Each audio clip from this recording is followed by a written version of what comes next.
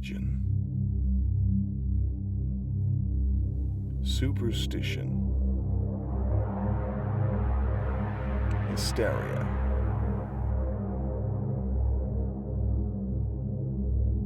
it is a tale told time and time again. And yet, out here among the dead, one can reflect on the souls of the victims murdered in the medieval witch hunts. How they were prosecuted, maligned, and hung like common criminals. It is yet a tale almost untold through the eyes of an accuser. Greatest of these is Matthew Hopkins. Born to a Puritan family in rural England, Hopkins' early life is shrouded in mystery. If you look at his background, for example, he exhibits all the kind of telltale signs that a criminal profile would show about a psychopath. You've got the strict family upbringing, all those suppressed emotions from a Puritan household. In a Puritan household, everything is really strict. Everything is very, you must do this. Pleasure of any kind is sinful.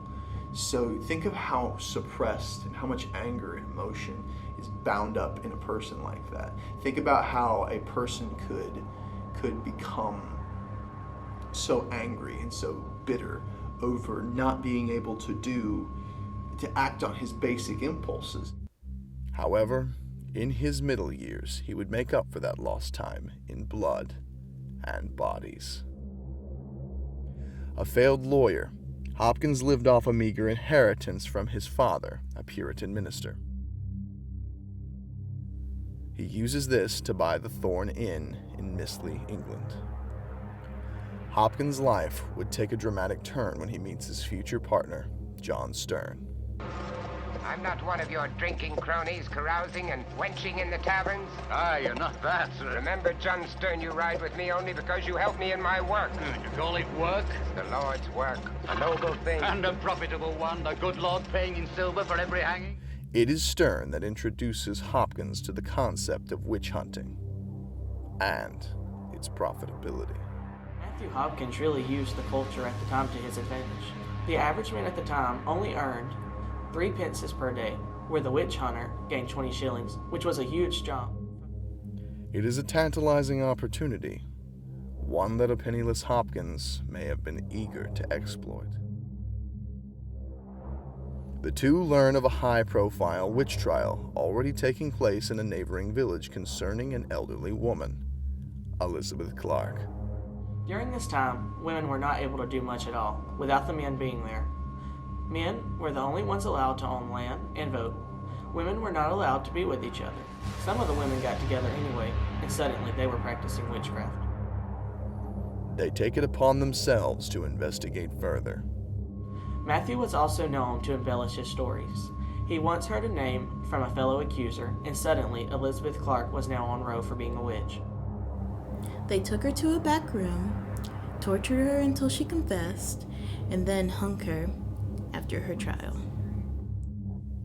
Together, John Stern and a newly self-appointed Witchfinder General Matthew Hopkins would carve a trail of death through England by founding the Witchfinder Brigade.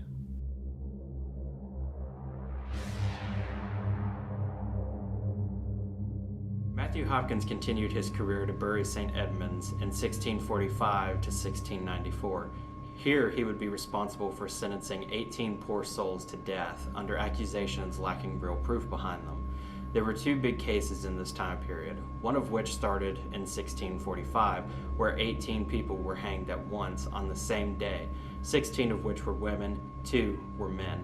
The other popular trial was in 1662 with 2 elderly widows who were accused of witchcraft by their neighbors, accusing them that they magically placed a frog in their child's blanket and then disappeared in the hiss of the fire at night. They were also accused of making children vomit pins and nails. They were sentenced to death by hanging. However, plans were changed by Lord Chief Justice Sir John Holt, who was fed up with the accusations with no real evidence behind them. This led to the case being dropped forcefully, and the two elderly widows were spared. Matthew Hopkins retired just 3 years later after this case. From 1644 to 1646, it is estimated that 300 people are executed.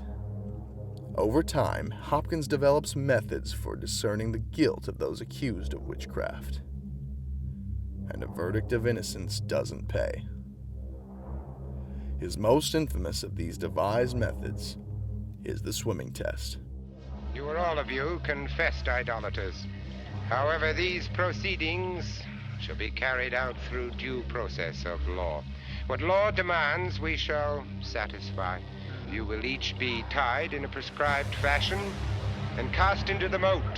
Should you then sink, we will know that your confessions are false.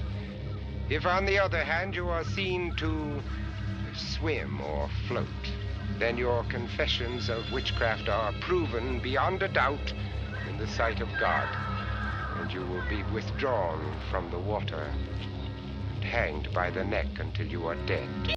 Among other superstitious and grisly methods, the terrified people of medieval England cling to whatever Hopkins states as absolute gospel. And though his reign of terror is brutal, it is short-lived. Months before his death, he manages to write a manuscript, The Discovery of Witches. On the 12th of August, 1647, Matthew Hopkins, Witchfinder General, dies of tuberculosis. He is laid to rest mere hours later in the cemetery of the Church of St. Mary at Mistley Heath. Interestingly, legends tell of his death by being tried for witchcraft himself before being subjected to his own swimming test. Though historically inaccurate, quite a poetic ending. Today we can look back on Hopkins' life with critical eyes. I think he saw the people as an uneducated, poor, and superstitious populace that offered him the only way that he could have probably made his living at this point. It offered him a way for him to just continue to live.